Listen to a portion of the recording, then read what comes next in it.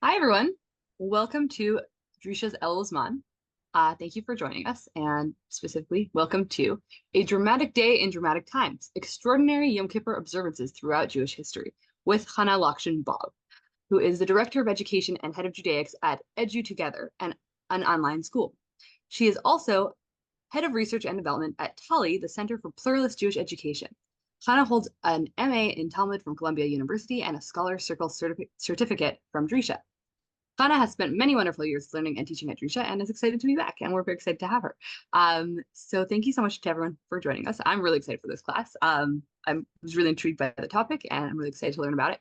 I think it's really cool to sort of learn about Jewish practice as something in history and not assume that everything we do right now is what's been done even for the past several hundred years. So I'm really excited to learn things that I never knew. And so I think that's everything. Thank you so much for joining us once again. And thank you, Channa. Over to you.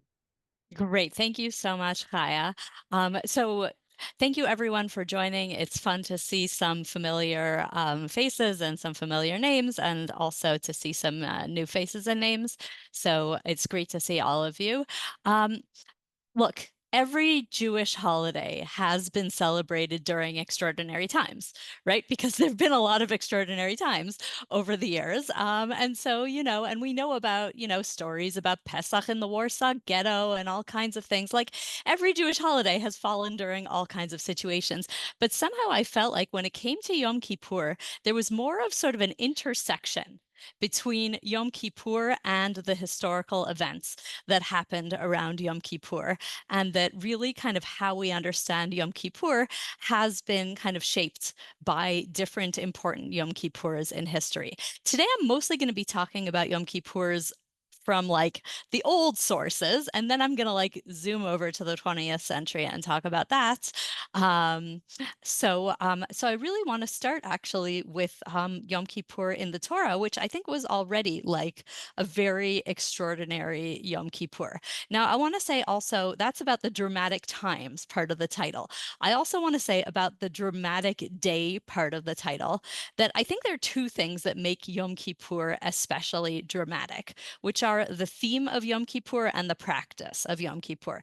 The theme of Yom Kippur, who will live and who will die, that's like a lot more dramatic than like what is Sukkot even about, living in, God's protection. Like nobody really knows. But like Yom Kippur, there is a clear theme that is like very, very dramatic. But also just the practices of Yom Kippur are just such a divergence from what our day-to-day life looks like. And that in and of itself, you just, you look at what Yom Kippur looks like, and it just is this like very dramatic change, and that a lot of the issues around Yom Kippur actually come from those changes. And actually, the way that I'm dividing up this is a two-part series, and the way that I'm dividing up the topic is that the first class, the theme is making Yom Kippur, and the second class, the theme is breaking Yom Kippur. And what I mean by that is that the first class, we're going to be focusing on Yom Kippurs that were observed as instructed, but were still extraordinary. And in the second class, we're going to look at Yom Kippurs that were not observed as instructed, and that was part of what made them extraordinary. So for today, I'm going to pull up the source sheet, and today we are talking about making Yom Kippur. So let me just get that going. Okay. All right. One sec. I just want to change my view so I can see everybody. Um, all right. Um, if you if you want to comment and I don't see you raising your hand, then use the virtual hand raise. But also, I will be checking the chat, so feel free to just put things into there. Okay, let's start with the Torah. The first Yom Kippur ever was not just like a holiday that was instituted in a vacuum. The first Yom Kippur ever was a do-over after a tragedy. The first Yom Kippur was in the wake of, in Sefer Vayikra, Parashat Shmini. There's this event that happens where there's this special day on the 8th day after the Mishkan is built, where there's this special revelation where God reveals himself to the people. It's described as that Moshe says to the people, Ki bayom hazeh Hashem nireh alechem. And then they do this whole ritual, and God, in fact, appears, and it says that that the fire comes out from God and like swallows up the korbanot, and that everybody cheers. So it's this moment of this like amazing public revelation. But at that exact same time, Nadav and Avihu die. So basically, it's this tragic situation, and that's where Yom Kippur comes in.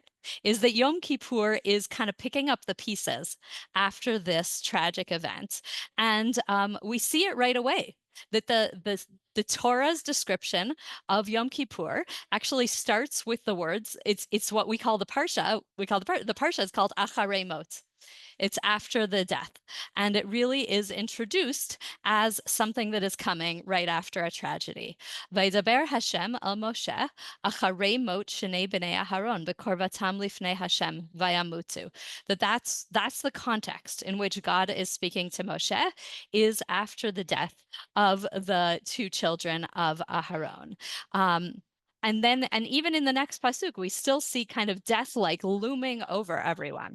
Vayomer Hashem el Moshe, daber el Aharon achicha ve'al yavo b'chol eit el hakodesh mibeit la parochet, el penei hakaporet asher al Aharon v'lo yamut. Ki ba'anan era'eh al hakaporet. That Aharon needs to be really careful about how he approaches the holy area, because so that he doesn't die. So this is a dangerous situation that we now know that coming close to God, that a revelation of God, it can be dangerous, can be harmful, and that basically this whole ritual that is described in Parashat Acharei Mot is a ritual to allow there to be a revelation of God, to allow some kind of connection between the human and the divine in a way that doesn't cause people to die. And then the instructions begin, Bezot yavo Aharon el hakodesh, and there's a big difference between the ritual that is prescribed in Acharei Mot and the ritual that is prescribed in Parashat Shmini. The animals are pretty much the same, but the difference is the location. Right, location, that basically what happens in Parashat Shmini is a public revelation.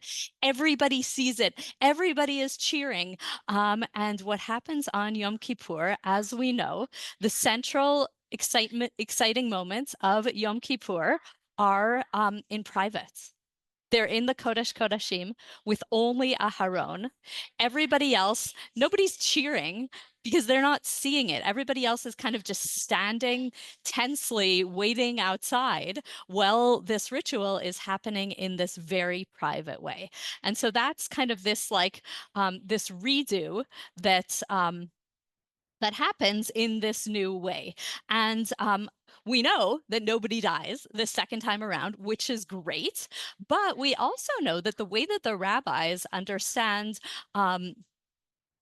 the way that the rabbis understand this whole Yom Kippur ritual is that there was always danger.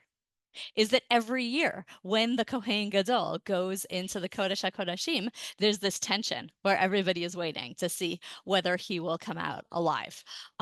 So that's kind of the way that the Torah frames the very first Yom Kippur ever, is that it's a situation of we're coming after a tragedy and we're trying to figure out, how do we move on after this tragedy? How do we manage to still have a relationship between the human and the divine, and but in a way that's not going to hurt us? And basically what happens is I skipped here. I just gave you verses 1 through 3 and then verses 29 through 31. I skipped all of the animals and the different sprinkling of blood and all of that. But at the very end, what the Torah does is it turns this into, from a one-time event, from this is just what we're doing right now in order to like recover from our tragedy, into something that is a yearly thing. Vayitah lachem l'chukat olam b'chodesh hashvi'i השביעי בעשור לחודש, תענו את נפשותיכם, וכל מלאכה לא תעשו, האזרח והגר הגר בתוככם, כי ביום הזה יכפר עליכם לטהר אתכם מכל חטאותיכם, לפני השם תטהרו. That this now becomes not just a day of like recovering from like this particular tragedy, but this becomes a day in which every year God forgives us and helps us move on from whatever sins we have committed over the course of the year so that we don't die. Shabbat Shabbaton hilachem v'initem et nafshotechem chukat olam, and the rules about fasting. So that is the first ever Yom Kippur, and it just comes with this like very dramatic background, and it's really this kind of very special one-time event that then becomes this yearly event.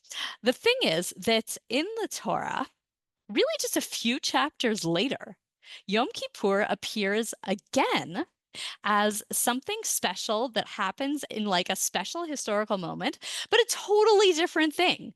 Over in Vayikra chapter 25, we're told about the rules of Shemitah, which happens every 7 years. And then we are told the following. I'm going to read. V'safarta lecha sheva shabbatot shanim. Sheva shanim, sheva pa'amim. Right? 7 sets of 7. Math is going to come up in this class more than you expected. This is not the last time. And here we have that, as you may recall, 7 times 7 is indeed 49. And then, V'ha'avarta shofar trua b'chodesh hashvi'i be'asor lachodesh b'yom ha'kippurim ta'aviru shofar b'chol artzachem. On that 50th year, you take a shofar and you blow it all over the country. V'kidashtem et shanat ha'chamishim shana. And through blowing that shofar, you sanctify the 50th year. Ukra'atem dror ba'aretz l'chol yoshveha, right? That's the sentence that's on the Liberty Bell in Philadelphia, right? Proclaim liberty in the land and all its inhabitants, right? This declaration of freedom that all of the slaves go free. Yovel hi tiyeh lachem v'shavtem ish el achuzato v'ish el mishpachto tashuvu. And that's kind of this Yovel that the Torah describes as this very dramatic moment where everybody kind of goes, there's this sort of major reset, that the slaves go free, the people who sold their land get to go back to their land, and everybody, they describe it as a homecoming, that everybody gets to just return home to where they came from. Now, what I want to ask you guys, and you're welcome to answer this either out loud or in the chat, is I'm interested in your thoughts on like what the connection is here between this Yom Kippur in source number 2 and that Yom Kippur in source number 1. I'm going to point out some of the differences, which is that the first one is this very private moment, right? This like moment of holiness and ritual and something that happens in sort of the privacy of the Kodesh HaKodashim. And now suddenly this is I'm going to use the word political. Right? This is like all of a sudden about like freeing the slaves and property and division of wealth and stuff like that. It's also super public that the shofar is blown. It says that the shofar is blown. This is not something that is centralized to the Beit HaMikdash. It's ta'avir shofar b'chol artzachem, that all over the land, the shofar is blown. And so I want to ask you to try to think for a minute about like why this moment is happening on Yom Kippur, given what we just read about Yom Kippur just a few chapters earlier in Vayikra.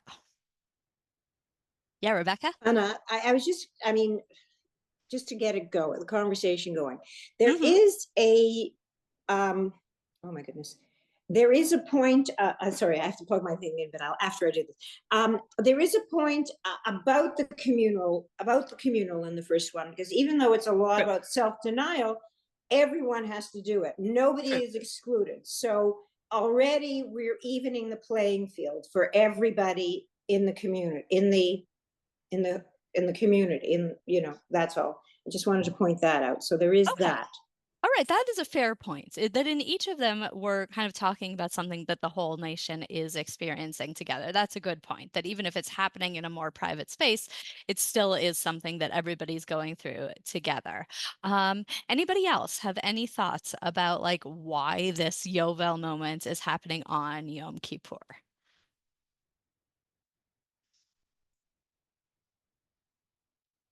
Judy? Well, I'm thinking about the sense of release. If Yovel is a release and allows it's like wiping the slate clean somehow. Ooh. Whether it in every Yom Kippur that is true for us as individuals and our sins.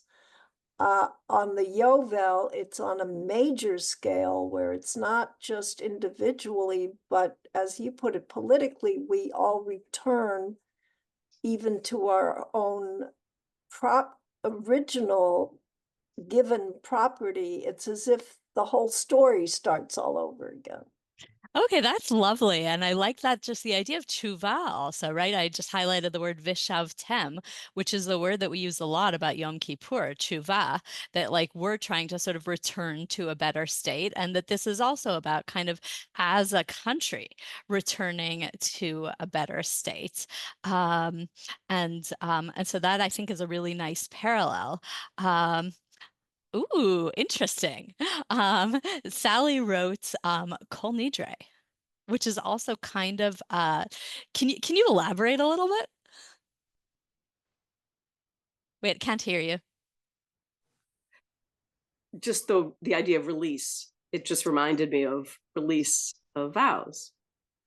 Okay, so it's kind of a letting go of that we let go of a lot of things on Yom Kippur. That's what we're supposed to be doing, is letting go of a lot of things. And that maybe the end result of Yom Kippur is that we're supposed to be kind of more free. That we've we've sort of been freed from our sins. And so here in the Yovel, that is kind of happening on a political level. I'll just point out a couple of other possibilities, although I actually like what you guys said better, but I'll tell you also a couple of other things that I was thinking. First of all, I think that we all know that Yom Kippur and Rosh Hashanah have a strong connection between them, that they're kind of part of the same process, and that really what the Torah is doing here is it's creating a second Rosh Hashanah. That like Rosh Hashanah starts the year, but then there's a second day that starts the Yovel year, like kind of gives it like a new fresh start. And the rabbis actually express that by saying that on the Yovel year, every 50 years, instead of doing the Yom Kippur liturgy on Yom Kippur, you actually do the Rosh Hashanah liturgy on Yom Kippur. So that Yom Kippur kind of becomes like a second Rosh Hashanah in order to kick off the Yovel year. And then I guess my second idea was sort of related to what you guys said, which was that we often think of Yom Kippur as being about change. And about changing yourself. And this is another form of really dramatic change. Okay. Now, Yovel is not a thing that exists anymore. The rabbis say that once the majority of the Jews no longer lived in Israel, then the Yovel stopped taking effect, and that basically all of the rabbis agree, other than I think the Rambam, who I think says that he knows when the Yovel is, but in general, the rabbis think that we don't know when the Yovel is, and that we've just lost count and we don't know when it is. So, do we, in any way, remember the Yovel nowadays? Like, is there any vestige of the Yovel in Yom Kippur nowadays? Right, Yom Kippur nowadays, we've got a lot of ways that we remember source one. Right, we go through the whole Seder HaAvodah in the davening, right? We go through what the Kohen does, one thing after another. At the end, we sing the song about the Kohen Gadol coming out of the Kodesh HaKodashim without getting hurt, so we kind of remember that tension about like, will the Kohen Gadol live or die? So source number one is very present in our current practices of Yom Kippur. What about the Yovel? Like once the Yovel disappeared, then like we forgot about that. So there's one interesting theory about possibly how we remember the Yovel on Yom Kippur, which is that there is a thing that we do at the end of Yom Kippur that nobody really knows why. which is, oh wait, did somebody write it in the chat? Oh, nice. Oh, very nice. Okay, so Kathy pointed out, I just want to mention what was in the chat. Kathy pointed out that the word Yovel in many sources means a shofar. Right, with Matan Torah, it says Bim Shocha Yovel Hema Ya'alu Bahar, where it's clear that what that means is that when the shofar is blown, then they can ascend the mountain. So that connects it to the shofar. So that's definitely a good point. So there's a thing that we do on Yom Kippur that relates to this, which is we blow the shofar. Right, on Rosh Hashanah, we know why we blow the shofar. On Rosh Hashanah, we blow the shofar because the Torah says to blow the shofar on Rosh Hashanah. But the Torah doesn't say to blow the shofar on Yom Kippur. It doesn't have halakhic status, but at the end of Yom Kippur, we blow the shofar. And one theory out there that comes up in Sefer HaItur in 12th century Marseille is Min hagenu litzkoa achar tfilat arvit siman echad bashofar below bracha. Right, we blow the shofar once without making a bracha, and it's a custom. V'shamati mishum shehasatan b'Yom Kippur leitle reshuta li'istune uv'motzei Yom Kippurim b'chazarato megariba. So first he brings a different theory, which is we all know that on Rosh Hashanah, the reason we blow shofar, one of the reasons that we blow shofar so much is to confuse the Satan that comes up in the Gemara. And so on Yom Kippur, the Satan kind of takes a step back and we don't need to worry about him. But once Yom Kippur ends, we have to blow the shofar to like tell the Satan to stay far away. So that's one theory. But he says, "Vomer Rabbeinu Hai b'tshuva v'lo matzati tam." But Rabbeinu Hai, one of the Geonim, says, "I actually don't know the reason." Meaning, this is not necessarily the reason. Ella domeh shehu zecher layovel. So then he says, I actually think that the reason that we blow the shofar at the end of Yom Kippur is because of the Yovel. B'Yom Kippurim ta'aviru shofar b'chol artzachem, that's how we remember the blowing shofar of the Yovel. Ulefi she'eino barur cheshbon zman hayovel, hitkinu b'chol shana v'shana zecher layovel. And since we don't know which year is the Yovel year, it might be this year. So we better blow shofar so that we can remember the Yovel. And next year might be next year, so we should do it then too. So that's how we maybe remember the Yovel even nowadays. Okay, so those are kind of two ways that the Torah describes Yom Kippur. The rabbis come along and they describe two totally different events that have nothing to do with either of the two sources that we just read, will have something to do with, but are different, that happen on Yom Kippur. So let's start with, here comes the next math. Psol lecha. Here we have a midrash on the words of Moshe fashioning the second luchot. Ze haya berosh chodesh Elul. That happened on Rosh Chodesh Elul. Ki b'shiva asar b'tamuz nishtabru haluchot. And here now I'm going to just bring in the math. Shavuot is on the 6th day of Sivan. We know that, let's say the next morning, the 7th day of Sivan, Moshe ascends Har Sinai, and he stays there for 40 days and 40 nights. So 40 days and 40 nights, let's say 30 days gets us from the 7th of Sivan to the 7th of Tammuz, and then add another 10, that gets us to Tammuz the 17th. And the rabbis tell us, right, and that's when Moshe comes down the mountain, and he sees that Bnei Yisrael are sinning with the golden calf, and he throws the luchot down and they break. And that's where the rabbis say, B'shiva asar b'tamuz nishtabru haluchot. Now, at this point, the count, there are actually different counts in different commentaries, but here we're going to go with the one that this midrash brings, which is that then there is an additional 40 days and 40 nights, which is v'arba'im yom Hitnapel Moshe Rabbeinu alav hashalom b'tfilah al mechilat maseh ha'egel. That Moshe then spent 40 days and 40 nights begging God to forgive him for making the golden calf. So if we imagine that it takes Moshe a couple of days to deal with the aftermath of the golden calf, and that gets us to like the 19th or the 20th of Tammuz, then if we add 10 days, that basically gets us to the beginning of Av. And then if we add another 30 days, that gets us to Rosh Chodesh Elul. And that Rosh Chodesh Elul would then be the moment at which God says to Moshe, fine, I forgive you, go and make the second luchot. And then if we add, 30 days to Rosh Chodesh Elul, that gets us to Rosh Hashanah, add another 10 days, that gets us to Yom Kippur. So there we have the 3 sets of 40 days that takes us through the Jewish year from Shavuot through Yom Kippur. Matzinu shebiyom haKippurim nitznu luchot ha'achronot. And so that's how we know that Yom Kippur was the day that the second tablets were given. Ukiva'o hakadosh baruch hu yom mechila uslicha b'chol shana v'shana. And then afterwards, after that great moment when the second luchot were given, then God established that day to be a day of forgiveness every year going forwards. And lefichach nahagu litzkoa shofar b'rosh chodesh Elul al shem hatchalat luchot ha'achronot.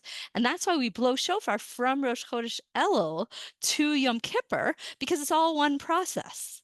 That gets us to the final luchot. Shechriz Moshe Rabbeinu kasher ala al Har Sinai shelo yachzir Yisrael l'suram kivatchila. And that Moshe kind of announced that last time, okay, guys, this time behave yourselves. And then there was the process of 40 days and 40 nights, and then he came back with the second luchot. So here what we have is Yom Kippur. In a way, this is actually reminiscent of the first source, because just like in the first source, Yom Kippur was a second revelation better than the first. Here too, Yom Kippur is a second revelation that is better than the first. But this time it has to do not with ritual inside of the Mishkan, but with the giving of the Torah, and that this is kind of the do-over of the giving of the Torah. I also want to just note that according to this interpretation, one of the things that's really important about Yom Kippur is that it's the end of a process, right? You don't just show up on Yom Kippur. Yom Kippur is the final exam. You don't show up on Yom Kippur without having studied beforehand. And that there's this process that starts on Rosh Chodesh Elul of blowing the shofar and, in Sephardic communities of saying slichot, and that Yom Kippur is really just the culmination, and it's just the final result of this process. So this particular connection of the do-over of the Torah also is expressed really nicely in this 12th century midrash that says, Seir izim echad, v'lama ne'amar ba'atzeret v'yom kippurim seir. It points out that there's the same sacrifice, the same animal given as a sacrifice, both on Shavuot and on Yom Kippur. Mekish atzeret liyom kippurim. This draws a parallel between Shavuot and Yom Kippur. Ma Yom Kippurim, Yom Matan Torah, Af Atzeret, Yom Matan Torah.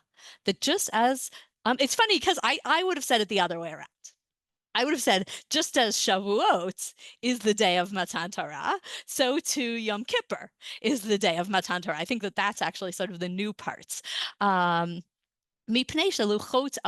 there's a typo here, because it says luchot harishonim, but it means luchot ha'achronim, right? Because the second luchot nitnu b'yom kippurim ve'aseret hadibrot ne'emru be'aseret. So that basically, like we said, Yom Kippur is just the do-over of Shavuot. It's the second Shavuot, the second revelation of the Torah.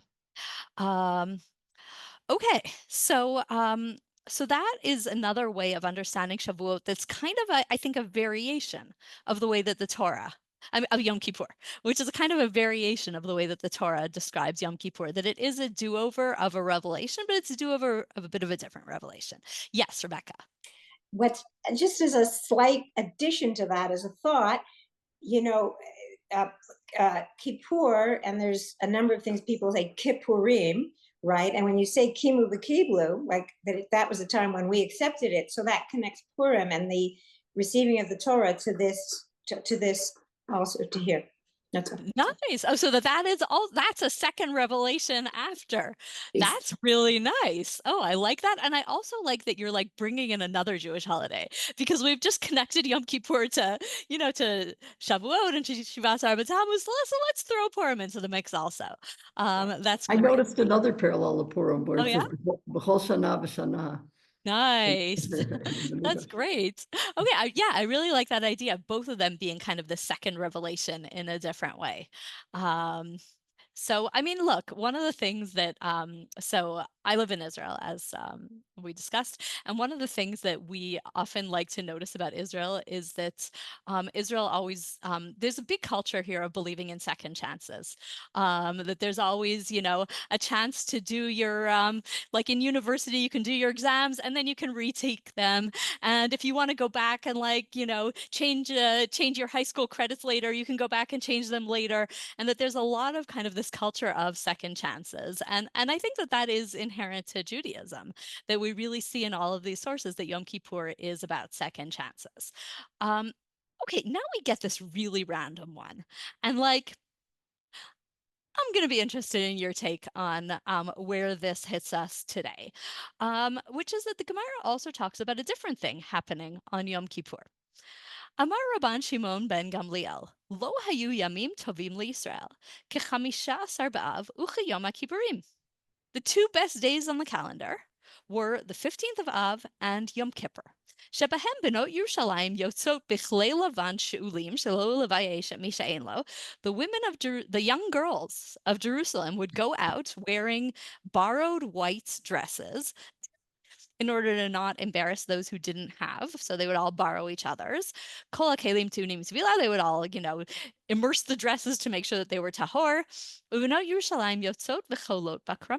And then they would go out and dance in the fields. Uma hayu omrot bachur sana inecha u're'eh ma'ata barer lecha. Boys, take a look and take your pick. Al titain enecha banoi, tain enecha b'mishpacha. Don't look at how pretty we are. Look at what good families we come from, because that's really what everybody is looking at when they're watching a bunch of girls dancing in the fields. I think that this is definitely tongue in cheek, because obviously they are looking at these girls' beauty. But the Gemara, so here's this description of Yom Kippur that seems very different from everything that we've talked about up until now, right? We've talked about the drama of who will live or who will die. We've talked about second chances. We've talked about kind of a political freedom. And all of a sudden, we have really kind of a bar scene, kind of. We have a social scene. But the Gemara doesn't seem to think that there is anything weird about this at all. And this is what I wanted you to notice about this Gemara. Amar Rabban Shimon ben Gamliel. Lo hayu yamim tovim liYisrael k'chamishasar b'av u'chayom HaKippurim bishlam Yom HaKippurim mishum de'it beis slicha u'mechila. Well, of course it makes sense that the girls would go out and dance on Yom Kippur, because that's the day of forgiveness. Yom Shenidnu bo luchot ha'achronot, and that's the day of the you know, giving of the second tablets. Ela chamish asar b'av mahi, but why is everybody so happy on the 15th of Av? And like, I would ask it the other way around, but the Gemara seems to think that this is like a totally natural outgrowth of Yom Kippur. And I guess one of the things that I'm curious about is that really all of the other sources until now, we've seen some way in which our observance of Yom Kippur today reflects the older sources. And I'm wondering whether you think that there is any reflection of this custom in the way that we observe Yom Kippur today. Wearing white. Many people. Okay, so wearing white is an interesting one, because there are many things that wearing white can remind us of. Right, we have we know the Kohen Gadol wears white on Yom Kippur, right? That normally he wears gold clothing, but on Yom Kippur he wears white clothing. And so we might be wearing white to remember that. There are medieval midrashim that talk about the idea of us wearing white to be like angels. Somewhere in, I can't remember if it's the Shulchan Aruch or the Nosei Kalim on the Shulchan Aruch, but somebody talks in sort of early modern times about us wearing white that's like, or specifically wearing a kittel, because it's what the dead wear. So there are a lot of different reasons for wearing white, but the white does come up here also. So could be a part of that. Anything else?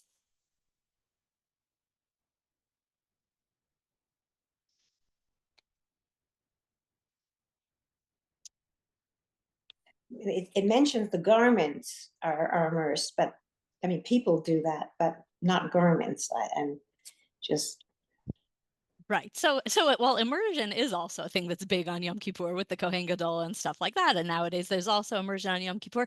Here it's a very technical thing, which is that since back then they were very strict about Tuma and Tahara, and they were borrowing each other's clothing. So in order to make sure that somebody else's dress is tahor, you don't want to like get into an awkward situation of like asking them and stuff like that. So you just immerse everything. So it's like it has kind of this technical reason, but you're right that it does remind us of a Yom Kippur practice. Judy. Maybe a weird thought. What comes to my mind is that after the Holocaust, I was born in a displaced persons camp, and the thing that everyone talks about is the tremendous number of babies that were born right after that. Mm-hmm.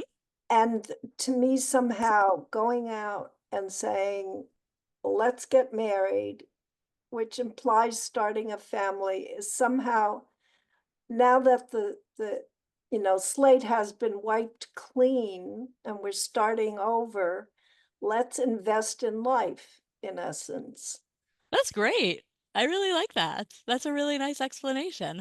So yeah, I'm gonna go with that. Okay. So now I want to like move forwards a couple of millennia and talk about two things in two Yom Kippurs in the 20th century. Okay. The first one is in 1913. There is a man named Franz Rosenzweig. We know Franz Rosenzweig as one of the greatest Jewish philosophers, but in 1913, that's not who he was. In 1913, he was an assimilated Jew who had decided to convert to Christianity. And well, here, I'll read a little bit and then maybe I'll just give a little bit more of an explanation. But this is what Emil Fackenheim writes. In an all-night discussion in July 7th, 1913, with two friends, both Christians of Jewish origin, Rosenzweig found in them a faith so genuine and in himself a hunger so profound that he too must convert to Christianity, right? He just wasn't finding it in Judaism, and they had found it in Christianity. So he decided to convert. And during a single day, October 11th, 1913, attending Yom Kippur services in a small Orthodox synagogue in Berlin, since he could come to Christianity only as a Jew, that was kind of his decision. People say that he said, well, first I need to sort of be a Jew in order to then convert to Christianity. He made the astounding discovery that religion, Jewish, was not, after all, an empty notation at the registry office, but nothing less than the unique relation between the Jewish people and the God of the world. Meaning something happens on Yom Kippur in 1913 to Franz Rosenzweig that changed his life. Now, Franz Rosenzweig never writes about this. He never writes, I went to Shul on Yom Kippur in 1913 and this thing happened. Rosenzweig's big biographer, Nachum Glotzer, talks about talking to Rosenzweig's mother. And Rosenzweig's mother said to him, oh, he really was different after that Yom Kippur. That was when he really got into all the Jewish stuff. And so that seems to be our main source for the fact that this is what happened, because Rosenzweig himself really never discusses it. So we just have this kind of circumstantial information about it. And so here's what Fackenheim has to say. The published materials do not say what happened to Franz Rosenzweig on that fateful Yom Kippur. Even the unpublished materials may never disclose it. It would be characteristic of this man to have written much about himself, but nothing about his road to Damascus. But perhaps to know what happened, we need only study the Machzor, the Yom Kippur prayer book. Perhaps he spent this day standing before the divine other in all his awesome otherness, the God above both world and man, that is yet present to Israel among men in the world, sternly demanding repentance and gently bestowing forgiveness. It's a theory. We don't know. All we know is what Rosenzweig's mother said, and she didn't really talk to him about it. But this idea of Yom Kippur as a day of sort of confronting yourself and making a change is something that has been real in people's lives, and that here we see it as something that was very real and that was part of the formation of one of the great philosophers who contributed a lot to Judaism.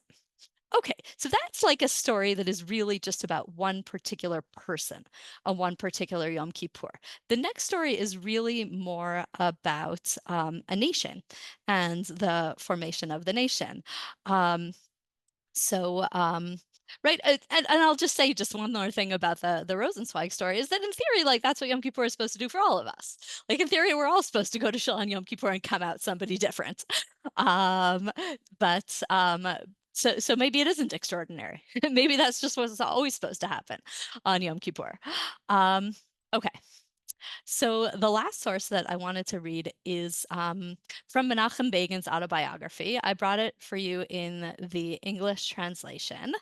And he's describing the life in Israel under the Jewish mandate. As you know, Menachem Begin was was a head of the Irgun, which was basically a Jewish, I guess I'll say freedom fighters, to be polite. And they did all kinds of really pretty violent things in order to fight the British. And this story is kind of an interesting incident in this history of these groups that were fighting the British in all kinds of ways. The dispute over the Wailing Wall and the Old City is probably a reflection of the whole struggle for the ownership of Eretz Yisrael. So that's his claim at the beginning, and now he kind of talks about what was happening. So the voice of history is not mystic. It is a mighty factor in reality. It was this voice that the British government tried to silence. They decreed that Jews were forbidden to blow the shofar at the wall. So this is there's more information elsewhere, and basically the idea is that at this time, Jews and other people also were praying at the Western Wall, and the British made a rule that it was fine for Jews to pray at the Western Wall. That was totally fine, but they didn't want them blowing the shofar, which is interesting, like why they thought that the shofar was something different. But as we'll see as we keep going, I think they were right that the shofar was something different from prayer. The prayer was not a provocative thing, but as we'll see here, the shofar kind of was a provocative thing. And when Jews here, I'm continuing reading here, and when Jews ignored the ban, as the young disciples of Jabotinsky did for 13 consecutive years, there followed an ugly spectacle, humiliating and infuriating. I saw the spectacle for myself on the Day of Atonement in 1943, when with a group of friends, I prayed at the wall. So basically what we're talking about is that for several years, there's just like standoff every year on Yom Kippur. It's really interesting because like this doesn't seem to be happening on Rosh Hashanah. Nobody mentions, and I read some other sources about this incident, and nobody mentions there being any standoff on Rosh Hashanah. It's specifically around the shofar blowing of Yom Kippur that every year there are standoffs at the Kotel. And when I read some other sources that talk about how like each year they would like find a different way to like sneak a shofar into the Kotel area so that they would blow the shofar. And it was like this cat and mouse game where like the British would be trying to get it away from them and they would be blowing it and it would go back and forth. So here's how he describes what happens in 1943. The sun was setting. The congregation of sorrowing Jews lifted their voices on high. It was the sacred Ne'ilah, prayer at the holy space, and at the time was that of the great catastrophe in Europe, right? I skipped here his whole description, but you know what's there, right? 1943, at this point, like people in Israel know something about what's going on in Europe. And so this is going to be a really intense Yom Kippur, even without like anything that's going on in Israel, just knowing what is happening to the Jews of Europe. And this is what's on everybody's mind as they're davening on Yom Kippur. And so it's going to be like a really solemn and sorrowful prayer. And then continuing here, and then from both sides of the courtyard, in streamed British police armed with rifles and batons. They stood among the worshippers, threatening them with their very presence. They had come in the king's name to prevent an illegal act, the blowing of the shofar at the close of the Sabbath of Sabbaths. As the end of prayer approached, they squeezed further into the mass of worshippers, some even elbowing their way up to the wall. And when in spite of them, the shofar was heard, their fury was unrestrained. They set upon the worshippers while the prayer was still in progress. They hit out at heads. Batons whistled through the air. Here and there was heard the cry of someone injured. A song too burst forth, Hatikva. Then the police struck out in all directions and chaos reigned. Finally, they withdrew. That night, as more heartsore than injured, we stood by the Wailing Wall. We said to each other, "This is real slavery." And then he describes at length, and I skipped this part, that they basically make a plan for what to do in order to make sure that this doesn't happen again.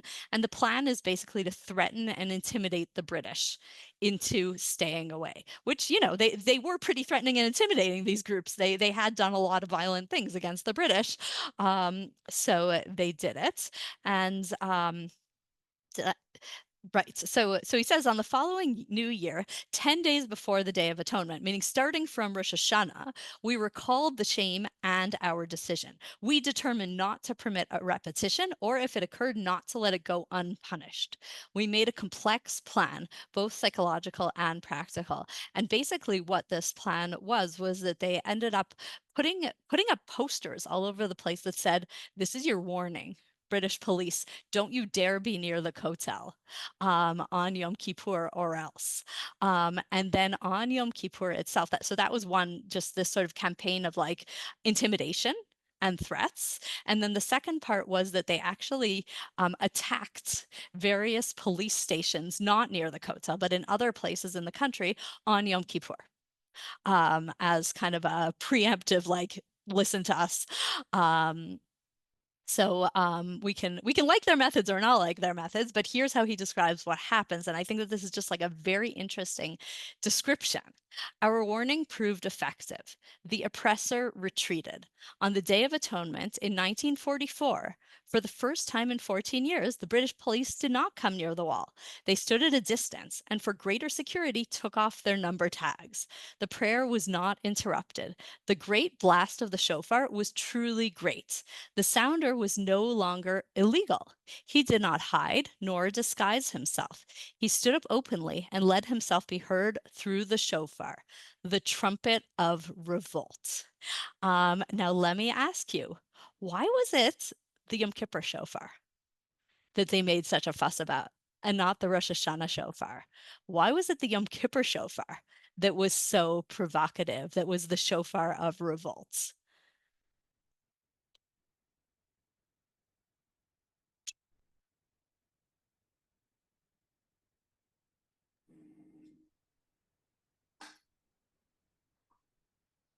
I mean, I might, I don't know, completely off base, but when we go back to Yovel and things That's going what I back was to where they thinking. are, to where they really belonged, that would be. But it's amazing that the British, I mean, I guess some of them were religious, so maybe they were aware of that. But it's fascinating that they connect, that they might, that was what they chose. Right. So I don't know if the British themselves, for the British themselves, look, the shofar itself is also something that is played, that was blown in war. Right? That right, Hayitaka shofar ba'ir ba'am lo yecharadu, says the prophet. Right? That when a shofar is blown, it's a sign, it's a call to battle. So when the British forbid the blowing of the shofar, it's that. I think that that's how they understand it. But I they don't think didn't that forbid it on Rosh Hashanah. well, I don't know if they didn't forbid it on Rosh Hashanah or if the Jews didn't make a fuss about insisting to blow shofar on Rosh Hashanah. And why would the Jews not make a fuss about insisting to blow shofar on Rosh Hashanah might be because shofar on Rosh Hashanah is ritual and religious, but shofar on Yom Kippur is political. And the shofar on Yom Kippur is the Yovel, is declaring freedom in the land, is sending everybody to their homes. It's the Jewish attack against a colonial power, says Sally in the notes. And that's kind of the Yovel shofar taking on this this nationalist moment in the 1940s in Jerusalem. This actually, when I read this text, it it resolved, or it gave me a theory about something that I have wondered about for a long time. Because living in Israel, there is at the very end of Yom Kippur, at least where I live, which is a city where all kinds of different people live, there's an amazing thing that happens at the end of Yom Kippur, which is that as like the sun is setting, streams of secular people start like coming into synagogues or gathering around synagogues. People who don't necessarily, I mean, look, there's some people who attend Yom Kippur services completely, but there are a lot of people who only come to the very, very end of Yom Kippur services. And there are specifically people who I've spoken to who say that they come to Yom Kippur services at the end to hear the shofar. Which is interesting because I would think that if I was coming to hear the shofar, I would come to hear the shofar on Rosh Hashanah when there's like lots of shofar. And it's like inherent to Rosh Hashanah, but they come to hear the shofar on Yom Kippur. And reading this, I wonder if it's because the shofar on Yom Kippur isn't actually specifically religious, but is actually nationalist, is actually about us proclaiming Ukratem Dror Ba'aretz, about proclaiming freedom in our land. There's actually an interesting piece in the Begin part that I skipped, where he talks about how he was really annoyed with the rabbis because when they were trying to fight with the British about the shofar blowing at the Kotel, the rabbis were like, "Why are you fighting about this? This isn't halacha. This is just a custom." And he was like, "Oh, they don't get it." And I think that that's really why, is that this shofar blowing kind of takes on this totally other meaning of this sort of Jewish independence in the land of Israel. So right. I'm also thinking that maybe at the end of the Yom Kippur, there's a lot of spiritual power that perhaps they tap into in some way. yes. So I think that is absolutely true also. But I thought that this was like another dimension. No, I think that that's for sure also part of it. Definitely. Okay. So that was the last of the sources. So these, just to recap what we did today. Today we talked about cases where Yom Kippur was observed the way that it was instructed, both according to halacha and according to minhag. But even so, Yom Kippur, we saw, really has had different meanings for different people at different times. But some of the repeated themes that we saw are, first of all, Yom Kippur as a second chance, Yom Kippur as an opportunity for change, and Yom Kippur also as some kind of freedom and release, either on an individual level or on a national level. And next week, we will talk about instances of Yom Kippur that are different from what is instructed in the halakhic texts. So thank you for joining me today. And if there are any questions or comments, we have a few minutes. Thank you very much. Thank you, as always, amazing. Okay, if there are no more questions, and if there are, please feel free, as I'm speaking, to raise your hand. Thank you so much, Channa. Thank you to everyone who joined us. I just wanted to add one thing that I forgot to mention earlier, which is there were some mistaken emails sent out saying that today's class is going to be tomorrow. If you're here, it's because you figured out that it's today. I just want to confirm that, first of all, apologize for that misunderstanding. I hope that wasn't too confusing. And also confirm that next week, our follow-up class will also be on Wednesday. So don't show up on Thursday, and do show up on Wednesday. And as well, we've got a lot of really exciting other classes going on, as I mentioned. So please feel free to go to drusha.org/classes. I believe that's our that's the right URL to check that out. And I think that's about it. But yeah, thanks again for joining us. Thanks so much, if you have any questions during the week, thank you. Feel free to email us at Drusha, and we can pass those on to Channa or bring them to next week. And thank you very much again. See you all next week. Bye-bye. Thank you.